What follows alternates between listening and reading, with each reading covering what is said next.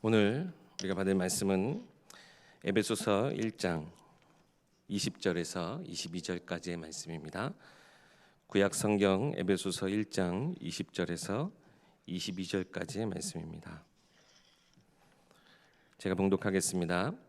그의 능력이 그리스도 안에서 역사하사 죽은 자들 가운데서 다시 살리시고 하늘에서 자기의 오른편에 앉히사 모든 통치와 권세와 능력과 주권과 이 세상뿐 아니라 오는 세상에 일컫는 모든 이름 위에 뛰어나게 하시고 또 만물을 그의 발 아래 복종하게 하시고 그를 만물 위에 교회의 머리로 삼으셨느니라. 아멘. 보좌에 앉으신 예수님이라는 제목으로 박성진 목사님 나오셔서 말씀 증거해 주시겠습니다. 오늘 또 영상으로 또 우리 예배당에 나오셔서 같이 함께 예배하는 모든 성도님들 주의 이름으로 환영하고 또 최고의 하나님이 주시는 새 힘과 새 은혜 넘치는 그런 축복의 시간 되기를 소망합니다. 지금 신종 코로나 바이러스 때문에 다들 어려워하고 또 전 세계가 굉장히 긴장하고 또 위기 가운데 있는 게 사실입니다. 이제까지 많은 이런 감염병들이 생겨났는데 지금 이번 신종 코로나 바이러스는 그 어떤 때보다도 그 전염하는 영향력이 굉장히 세고 또 치사율도 굉장히 높고 그렇다고 그러죠. 그래서 많은 사람들이 아직 백신이 나오지 않고 치료제도 정확한 치료제가 나오지 않은 상황이기 때문에 많이들 걱정하고 있습니다. 그런데 역사상 가장 강력하고 가장 무서웠던 무섭게 역사하는 바이러스가 하나 있는데 단 한 명도 빠짐없이 싹 다 감염시키고 치사율 100%. 그게 성경에 나와 있어요. 죄의 바이러스. 죄로 인하여서 감염되는 사람들이 단 한 명도 빠짐없이 피할 수 없는 영적인 바이러스인 거죠. 로마서 3장 23절에 보면 모든 사람이 죄를 범하였음에 하나님의 영광에 이르지 못한다라고 성경은 말씀합니다. 단 한 명도 창세기 3장 이후로는 피해갈 수 없도록 이 죄의 바이러스 감염의 영향력이 얼마나 큰지요. 한 명도 거기서 빠져나오질 못해요. 뿐만 아니라 치사율은 100%예요. 완전 멸망으로 치닫는. 거기에 유일한 치료제, 유일한 거기서 치료시킬 수 있는 답을 하나님이 주셨는데 그게 바로 예수 그리스도십니다. 십자가에서 물과 피를 다 흘리시고 그 피로 우리의 모든 죄를 다 덮으시고 우리를 구원하셨죠. 거기서 완전히 깨끗해졌다. 너 이제 거기서 완전 해방되어졌어. 요즘 확진되어져서 병원에 입원하기도 하고 굉장히 이제 두려워 떠는 사람들에게 막 의사들이 이제 치료제를 주고 막 병원에서 이렇게 하고 나서 나중에 완치되어지고 나면 병원에서 우리 질병본부에서도 이렇게 확진했다가 완전히 치유된 사람들 명단을 이렇게 숫자를 발표하죠. 그런 것처럼 이 이제 감염병에서는 이제 당신은 끝났어. 이제 완전히 해결됐어. 치료됐어라는 선포를 부활하신 주님이 모든 십자가에서 우리의 모든 죄와 그 죄의 굴레에서 완전히 빠져나왔음을 선포하시고 완전히 법적으로 승리를 선포하셨어요. 그게 부활의 주님이세요. 이 부활의 주님 얼마나 중요한 우리에게 신앙의 고백인지요. 승리하셨고 우리에게 그 승리를 완전하게 선포하신 중요한 축복의 날이죠. 그런데 저와 여러분의 삶을 보면 이전에 죄의 그 바이러스에 감염됐던 우리의 삶이 그게 조금 흔적들이 남아있는 게요. 지난주 메시지처럼 우리는 완전히 해방되어졌고 승리자인데도 불구하고 자꾸 우리의 삶은 나 중심으로 살아가요. 우리는 나 중심이 아니어도 되거든요. 다 주고 어떤 걸 다 빼앗겨도 괜찮을. 우리가 그냥 죽어도 하나님 앞에서 굉장한 많은 응답의 그 자리에 서 있는데도 불구하고 조그만 한 뺏겨도 어쩔지는 몰라서 당황하는, 그리고 막 우왕좌왕하는 우리의 모습들. 또 시야가 너무 좁아요. 어린아이처럼.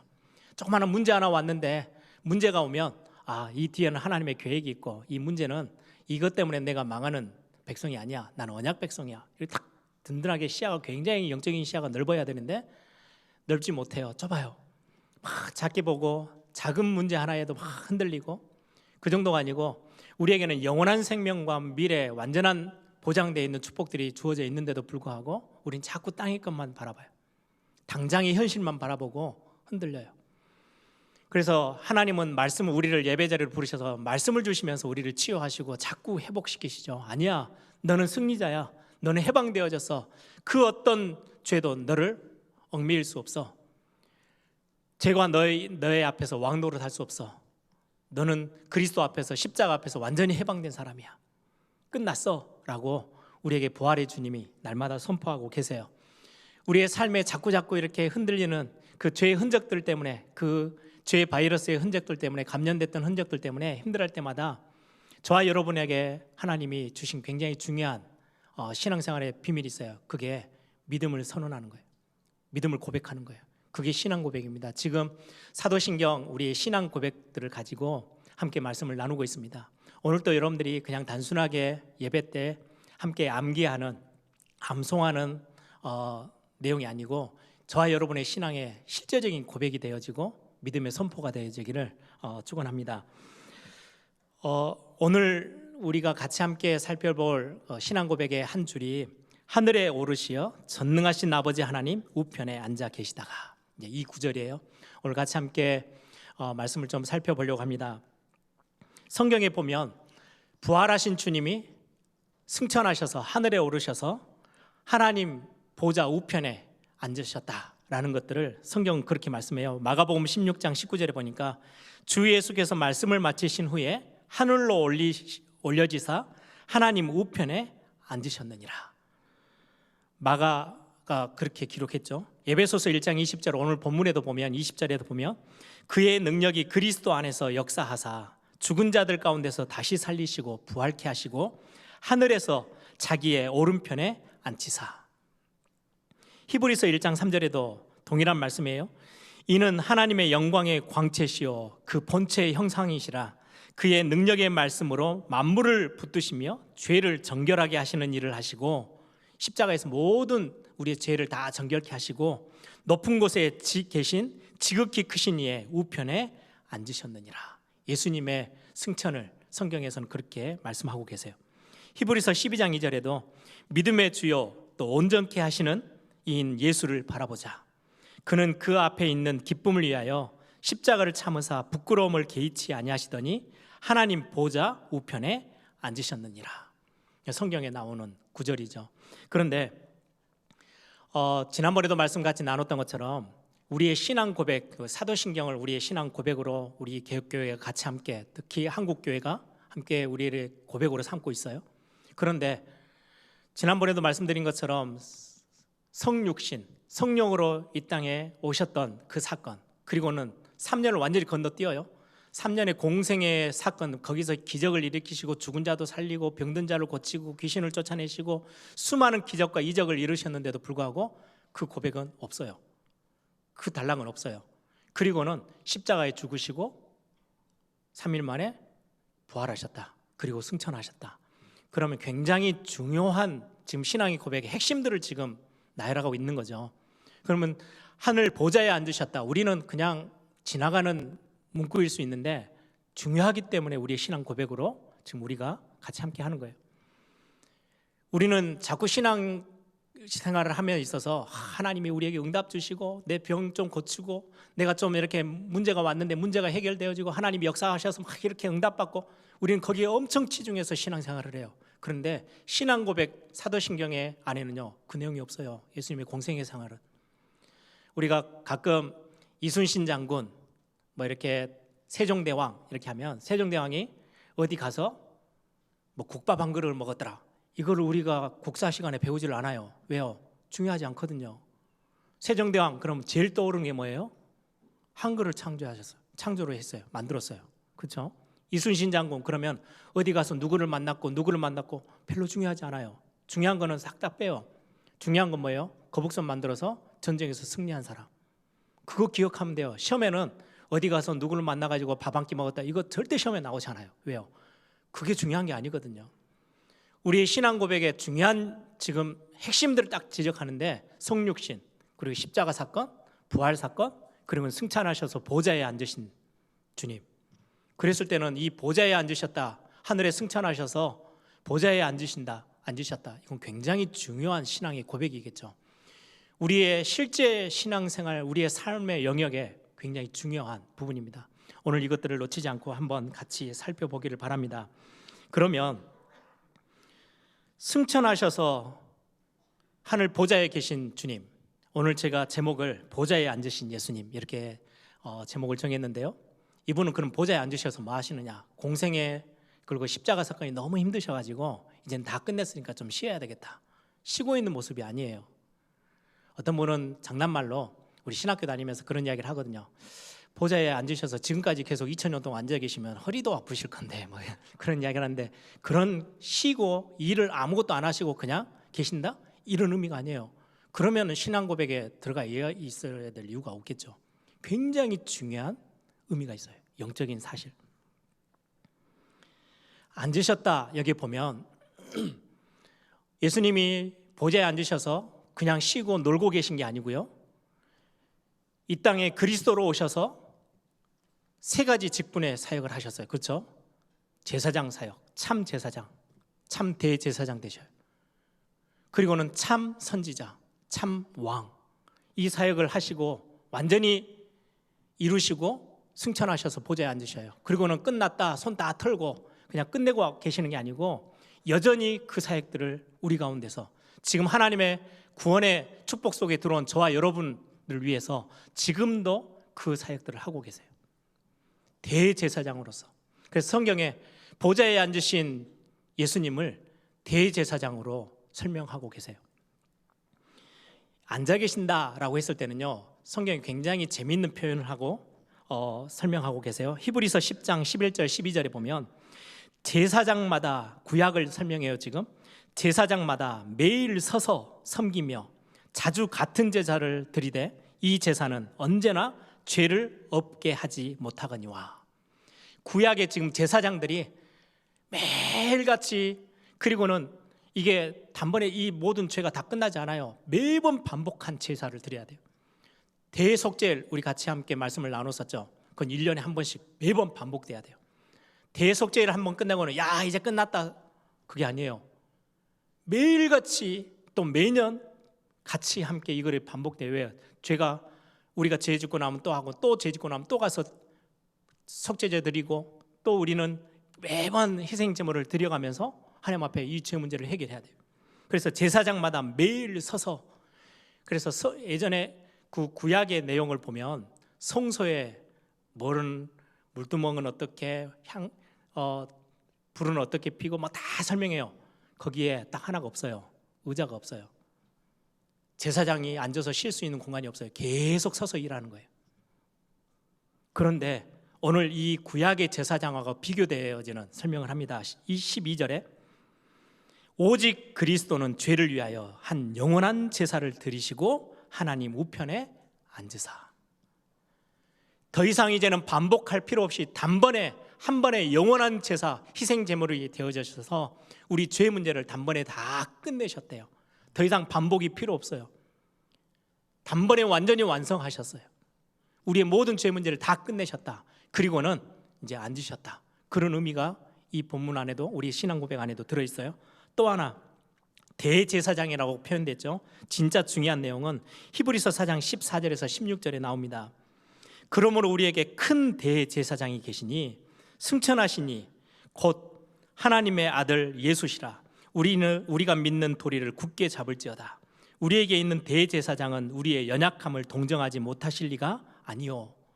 이 땅에 참 인간으로 오셔서 저와 여러분이 겪는 조그만한 것부터 큰 것까지, 어려운 거, 슬픈 거, 우울한 거, 고통, 문제 때문에 힘들어하는 거, 모든 것들을 똑같이 그대로 경험하셨기 때문에 우리의 연약함을 너무나도 잘 아세요.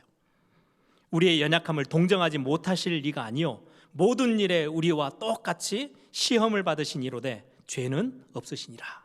그러면서 하늘 보좌에 앉아 계시면서 하시는 사역입니다. 그러므로 우리는 긍휼하심을 받고 때를 따라 돕는 은혜를 얻기 위하여 은혜의 보좌 앞에 담대히 나아갈 것이니라. 누구를 의지해서요?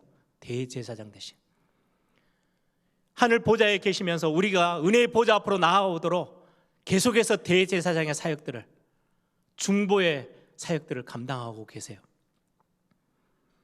조금 더 구체적으로 설명드리면 중재자로 계세요. 중재자라는 거는요, 중간에 법정에 가면 판사 앞에 우리가 죄를 지었어요. 그러면 검사 쪽에서는요 막 참소해요, 고소해요. 이게 잘못됐고 저게 잘못됐고 막 죄를 지적해요.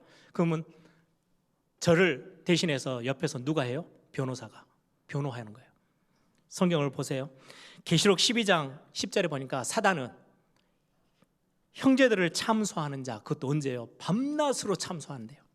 사단이 자꾸 우리의 죄를 지적하고 고소하고 막 지적질을 해요.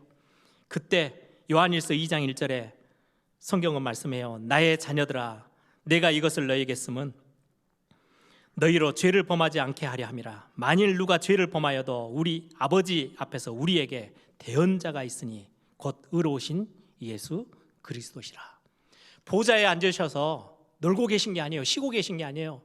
우리는 자꾸 실수해요. 넘어져요. 또 죄를 짓고 또 실패하고 넘어지고 해요. 그때마다 사단은 단 한순간도 놓치지 않고요, 밤낮으로 우리를 참소해요. 저 아무리 구원받았다고 저 큰 소리 치는데, 저 박성진 목사 저 목사라고 설교도 하고 다 하는데 엉망으로 삶이 이렇다 저렇다 막 고소해요. 그때마다 나를 대신해서, 저와 여러분을 대신해서 대언자가 되세요. 대언자, 변호해 주시는 거예요. 대신해서 아닙니다. 십자가에서 모든 죄가 다 끝났습니다. 죄로부터 해방받은 하나님의 백성이고 하나님의 자녀입니다. 그리스도께서 대신해서, 저와 여러분을 대신해서 중재하고 계신대요. 저는 얼마나 이게 감사한지요. 아니, 십자가 사건으로 다 끝냈다면서요. 그런데 지금 저는 구원받은 하나님의 자녀인데도 여전히 넘어질 때가 많은데요, 우리의 연약함을 아시는 그 주님이 보좌에 앉으셔서요, 참소하는 자들의 그 입술을, 입을 딱 막으셔요. 아니야, 내가 십자가에서 그 물과 피를 흘리면서 모든 것 다 감당해 줬어. 끝냈어. 죄인으로부터 완전히 해방되어져서 하나님 앞에서 의로운 사람입니다 라고요, 우리를 대언해 주시고 중재해 주고 계신데요. 뿐만 아니라 로마서 8장 34절에는요 누가 정죄하리요? 죽으실 뿐 아니라 다시 살아나신 이는 그리스도 예수시니 그는 하나님 우편에 계신 자요. 우편에 계시면서 뭐예요? 우리를 위하여 간구하시는 자시니라. 연약해서 여러분들 기도도 안 되고 막 무너져 계실 때 있죠. 그런데 안 망해요. 왜요? 여러분들 위해서, 그 연약해서 쓰러져 있는 여러분들 위해서, 나를 위해서 기도해 주고 계신, 어디서 말입니까? 보좌에 앉으셔서 우리를 생명처럼 아끼고 사랑하시는 그 주님이 지금 이 시간에도 보좌에 앉으셔서 저와 여러분의 참소하는 소리를 입을 막으시고요, 참수자들의 입을 막으시고 여러분들 위해서 기도해 주고 계세요. 오늘도 연약하지만 또 붙잡아 주시고 또 붙잡아 주시고. 히브리서 7장 25절에는 그러므로 자기를 힘입어 하나님께 나아가는 자들을 온전히 구원하실 수 있으니, 자기를 힘입어, 그리스도를 힘입어 하나님께 나아가는 자들을 온전히 구원하실 수 있으니 이는 그가 항상 살아계셔서 그들을 위하여 간구하십니다. 저는 이 말씀들을 정리하면서 그 찬양 가사 하나가 기억이 났어요. 여러분들 그 찬양 예전에 찬양인데요, 나의 등 뒤에서 나를 도우시는 주. 우리 어른들은 기억하실 찬양이에요. 옛날 찬양이죠. 그 가사에 보면 나의 인생길에서 지치고 고나여 매일처럼 주저앉고 싶을 때 나를 밀어주시네. 2절의 가사 보면요, 평안히 길을 갈 땐 보이지 않아도, 평안할 때는요 별로 감각이 없어요. 우리가 주님이 나와 함께 계시고 잘 모르고 그냥 넘어갈 때가 많은데, 지치고 고나여 넘어질 때면 다가와 손 내미시네. 3절에 보니까 때때로 뒤돌아보면 여전히 계신 주. 저는 이게 얼마나 감사한 가사인지요. 외면하지 않으시고 성실하신 하나님. 제가 참 하나님의 성품 중에 좋아하는 성품이죠. 나는 연약해서 넘어지고 부족해서 또 실수하는데도 여전히 나를 바라보고, 여전히 여러분들을 사랑하고, 여전히 여러분들을 위해서 기도해 주시고, 여전히 여러분들을 위해서 중재해 주고 계시는 그리스도가 보좌에 앉으셔서 그 사역들, 대제사장의 사역들을 지금도 하고 계세요. 잔잔한 미소로 바라보시며 나를 재촉하시네. 일어나 걸어라, 내가 새 힘을 주리니. 일어나 걸어라, 내가 너를 도우리니. 예수님의 지금도 보좌에서 우리를 위해서 일하고 계시는 주님이십니다. 뿐만 아니라 그분이 대제사장의 사역뿐만 아니라 우리가 잘 아는 참 선지자, 우리를 바른 길로 인도하셔요. 어떻게 말입니까? 저 위에서 하늘에서 내려다보시면서 우리를 이건 틀렸네, 이건 맞네. 우리 가끔 부모님들이 잘못하면 그럴 때가 있죠. 자녀들을 두고요. 어른이다 보니까 이건 틀렸고 이건 맞았고 그냥 이렇게 잔소리 하듯이 꼬투리 잡듯이 그거 위에서 하늘에서 계신 게 아니에요.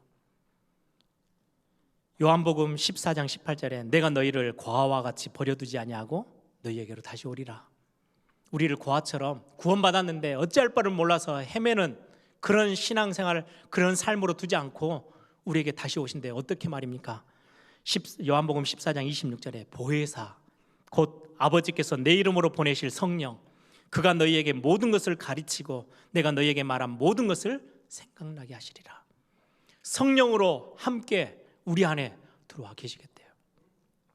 우리를 그냥 버려두지 아니하시고 올바른 길로, 그래서 매 시간마다 말씀 주시면서 말씀으로 깨닫게 하시고 말씀으로 가르치시고 우리의 발에 등이 되어지도록, 어둠 가운데서 어찌해야 될 뻔을 몰라서 좌로나 우로나 가야 될지 모르는 상황에 우리에게 말씀 주셔서요, 올바르게 가도록 성령께서 여러분들에게 깨닫게 하시고 밝히 보여주시고 우리를 인도하신대요. 보혜사 되셔서. 보좌에 앉으신 그 주님이 그냥 우리를 말끄러미 쳐다만 보고 계시는 게 아니에요. 성령으로 우리와 함께 계신대요. 그리고 우리를 인도하신대요. 근데 저는 이 보좌에 앉으신 예수님, 이 제목을 정하면서요, 정말 제 삶에서 많은 부분 제가 고백하고 힘을 얻었던 부분이 보좌에 앉으셨다, 왕이신 예수님이세요. 보좌에 앉았다는 말은요, 예전에 왕정 시대 때는요, 왕이 저 높은 위에, 제가 예전에 태국에 단기 선교를 갔는데 그 선교사님들이 그런 이야기를 해요. 저는 가보지는 못했는데 그 근처에 이제 왕이 살고 있는, 태국에는 왕이 있잖아요. 일본에 천왕이 있듯이 전체 정치는 수상이에요. 근데 수상이 왕 앞에 갈 때요, 그냥 서서 가지 않는데요.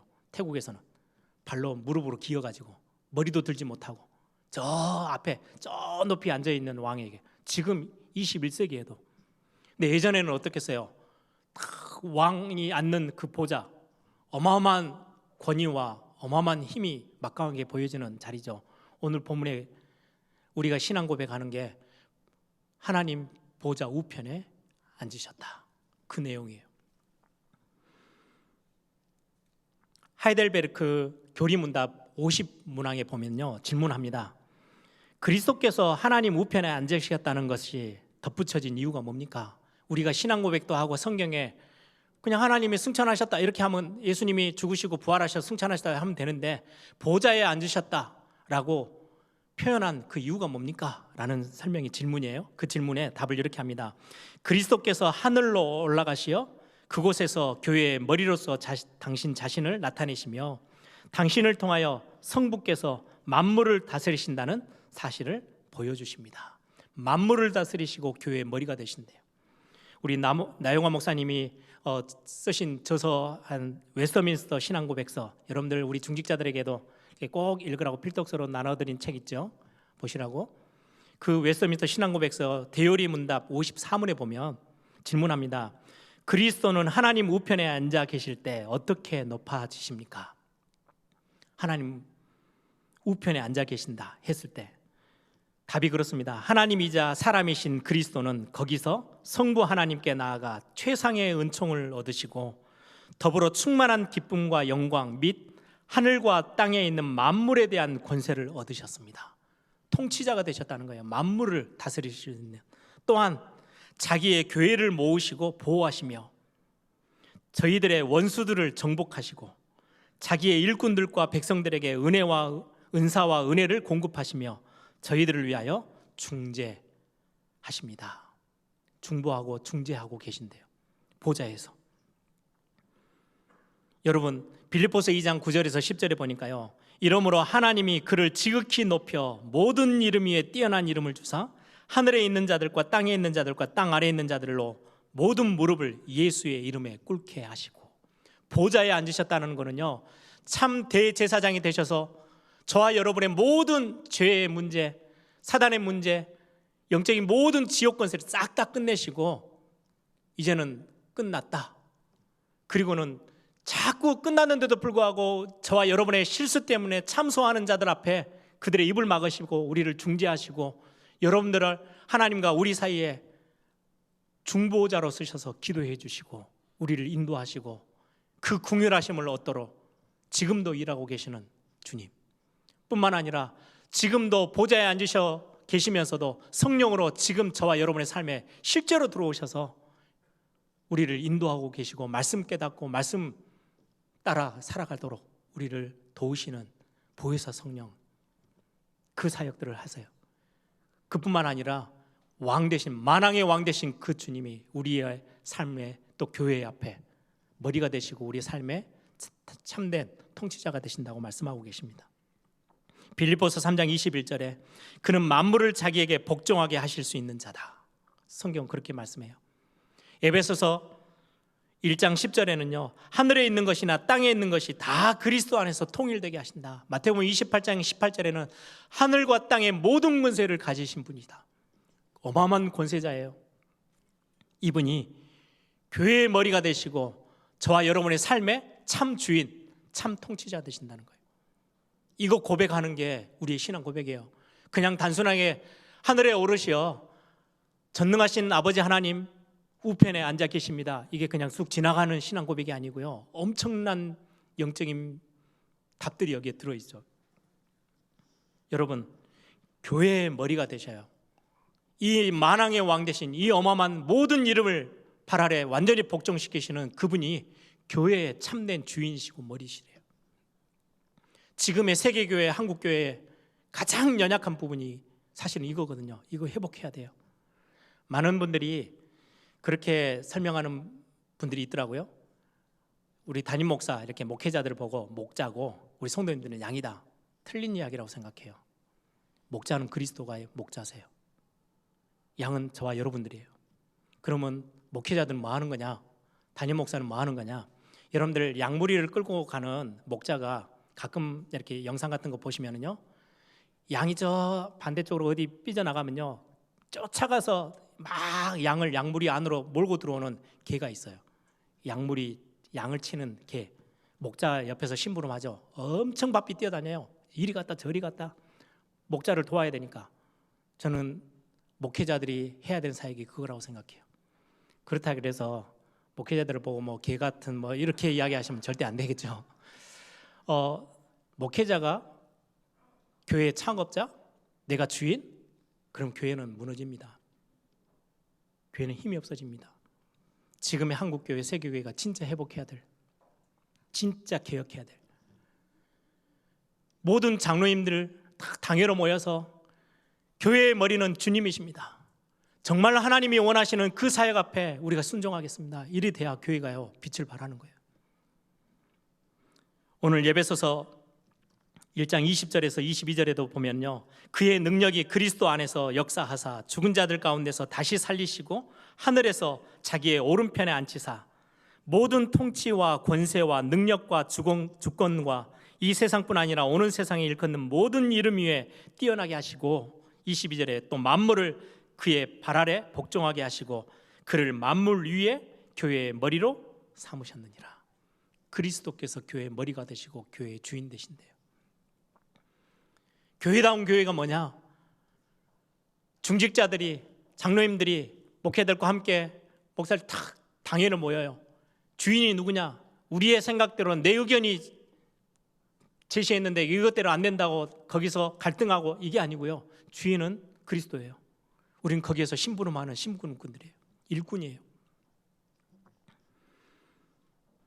그때 우리가 하나님의 참된 하나님 나라를 완성시키고 교회를 심부름하는 그 일꾼으로 설 때, 아까 우리 웨스터민스터 신앙고백서에 나온 것처럼 자기의 일꾼들과 백성들에게 은혜와 은사와 은혜를 공급하신다. 예, 보좌에 앉으신 그 주님이 우리에게 주시는 은혜지요. 저는 제 후배들, 우리 교육자들하고는 그런 고백을 제일 많이 나누고 또 그 믿음을 전달하고 싶고요. 저는 저희 아버지가 목회하실 때 정말 그거를 선배 목사님들 통해서 봤어요. 아, 내가 나중에 교회 심부름하면 나는 반드시 저 믿음 절대로 놓치지 않아야 되겠다. 그게 뭐냐니까요. 요한계시록 2장 3장에 초대교회 7교회를 향해서 부활하신 그 주님이, 보좌에 앉으신 그 주님이 그 모습을 다 성경에 표현하고 있는데요. 7별을 손에 붙잡고 7 금촛대 사이를 운행하시는 분, 주의 종들을 하나님의 능한 손으로 붙잡고 주의 교회들을 절대로 버려두지 아니하시고요, 지금도 운행하시며 교회를 이끌고 계시는 교회의 머리 되신 하나님, 뿐만 아니라 부활하신 그 주님이 우리의 처음과 마지막이 되신대요. 이 나라의 시작과 끝이 어디에 있냐? 주님 앞에 있어요. 우리 교회의 시작과 마지막이 어느 손에 있느냐? 주님의 손에 있어요. 만왕의 왕 되신 그 주님 앞에. 여러분의 생명의 시작과 여러분들의 생명의 끝이 어디에 있느냐? 지금 이런 많은 재앙이 있다. 우리의 시작과 우리의 마지막 어디에 있느냐? 그리스도 앞에 있어요. 그분이 처음이자 마지막이시래요. 그분이 이 통치자로서의 최고의 권세를 가지시고요, 다윗의 열쇠를 가지신 분이라고 설명해요. 열면 닫을 자가 없고 닫으면 열 자가 없어요. 모든 축복의 고난, 모든 응답의 고난, 모든 치유의 고난, 모든 능력의 고난이요, 그리스도 앞에 있어요. 왕 되신 그리스도, 그분이 보좌에 앉으셔서. 그래서 다윗의 열쇠, 저와 여러분이 오늘 또 이 비밀 가지고요 교회를 섬기고 여러분들이 현장으로 나간다면 어떤 일이 일어나겠습니까? 뿐만 아니라 창조의 근본이시니까 나는 아무것도 아니고요, 다 무너졌어요, 일어나면 돼요. 왜요? 그분이 우리를 새롭게 하실 수 있는 분이기 때문에. 교회가 너무 힘들어요, 괜찮아요. 교회의 머리 되신 그 주님이 창조의 근본이세요. 다시금 새로 시작하게끔 하실 수 있는 능한 능력의 하나님. 저는 대학생 때 제 삶이 참 많이 힘들었어요. 뭐 실제로 힘들었냐 그건 잘 모르겠고, 자기 문제가 제일 크잖아요. 건강도 잃어버리고 경제도 어렵고 대인관계 속에서도 어찌해야 될지 모를 때가 너무 많고, 나는 능력이 없어서 실패되는 게 너무너무 많고 어찌해야 될지는 모르는 그 상황이에요. 막 몸부림쳤거든요. 내 문제를 내가 해보려고요. 구원받은 거 모르냐? 아니, 알고 있어요. 신학교까지 가서 열심히 사역하고 막 세기범을 부르짖고 있는데도 불구하고 제 삶에 제 감정 하나 컨트롤이 안 되어지고 제 삶에 문제 하나 어떻게 해야 될지 답이 없는 제 삶에 너무 힘들어서요, 찬양하고 우리 예배하는 대학생 때 모임이 있었거든요. 가면 매번 울었어요. 힘드니까. 감사의 눈물이 아니고요, 힘든 눈물. 그러다 어느 날 제가 제 인생이 완전히 바뀌기 시작했어요. 어느 날 다윗의 고백, 이 찬양의 가사가 있었어요. 나의 왕이신 나의 하나님, 이 찬양하는데요, 오늘 갑자기 그 왕이신 하나님, 왕 되신 그리스도, 이게 얼마 저에게 강력하게 다가오던지요, 제가 그분 앞에 무릎 꿇었어요. 예수 우리 왕이여, 이곳에 오셔서 나를 다스려 주옵소서. 이 찬양이 있어요. 이 찬양의 가사대로 제가야 그리스도 앞에 무릎 꿇었어요. 하나님, 내가 내 삶의 주인처럼 뭔가 이렇게 해보려고 저렇게 해보려고 해결하려고 이렇게 몸부림치는데 안 되는데, 아, 이거였군요. 만왕의 왕 되신 주님이 내 인생의 주인이신데, 시작이고 마지막이고 그분의 손에 열쇠가 다 있고 그분의 창조의 근본이신 분이신데 왜 그분 앞에 내 삶을 안 맡기고 있었을까? 제가 진짜 무릎 꿇었어요. 찬양하다가, 하나님, 내 삶을 하나님 다스려 주십시오. 내가 앞으로 사역해야 될 모든 사역의 현장 하나님의 손 앞에 드리겠습니다. 지금도요, 이거 잘 안 될 때가 많아요. 또 내가 슬금 내가 일어날 때 있거든요. 제가 또 하나님 앞에 드려요. 교회 사역 안에서 뭔가 막 해결해야 될 것들이 다가올 때요, 장로님들이 이것저것 막 많은 것들을 이야기해 주실 때요, 아, 그래, 교회에 참된 주의 종을 손에 붙잡고 교회를 운행하시고 계시는 교회의 머리 되신 그 주님 앞에. 왜요? 제가 선배 목사님들에게, 저희 아버지에게 배운 신앙의 모습이거든요. 그거 고백하는 거예요. 어느 날 제 가정에 제가 어느 날 제가 뭔가를 결정할 것처럼 서 있더라고요. 맡겨드리기를 고백했어요. 제 자녀들의 문제도, 여러분들 산업의 문제 누가 지고 계십니까? 오늘 그거 고백하세요. 오늘 그 하나님 앞에 다 만왕의 왕 되신 그 그리스도 앞에, 보좌에 앉으신 그 주님 앞에 내어놓길 바랍니다. 하나님이 그때 우리에게 진짜 힘을 주시고 응답과 은혜를 우리에게 허락하실 것입니다. 내 삶에 여러분들이 주인 아니고요, 내가 주인이 아니에요. 참 주인은 그 어마어마한 왕권을 가지고 계시는, 저와 여러분의 모든 상황들을 아시고 도우시는, 그리고 우리를 인도하시는 보좌에 지금 살아 앉아 계신 그 주님, 그 주님 앞에 여러분들이 맡기시면 됩니다. 이번 한 주 여러분들 어떤 문제 가운데 있든 상관없습니다. 그 주님 바라보고 그분 앞에 여러분들이 왕으로 인정해 드리세요. 저는 렘넌트 데이 같은 거 하다 보면요, 막 베레벨 일들이 막 군대에서 막 여기저기서 막 튀어나오거든요. 그때마다 하나님, 이 일의 주인은 하나님이십니다. 우리 모든 스태프들과 함께 그거 인정합니다. 인정하는 고백해요. 신앙을 고백해요. 어느 날 가정에, 내 자녀들의, 그때마다 교회에 고백해요. 교회의 머리는, 그리고 우리 가정의 머리는, 우리의 자녀들의 삶의 참 주인은 하나님밖에 없습니다. 여러분들이 이번 한 주 이 신앙 고백들이 진짜로 회복되어지고 고백되어지는 시간들이 되기를 바랍니다.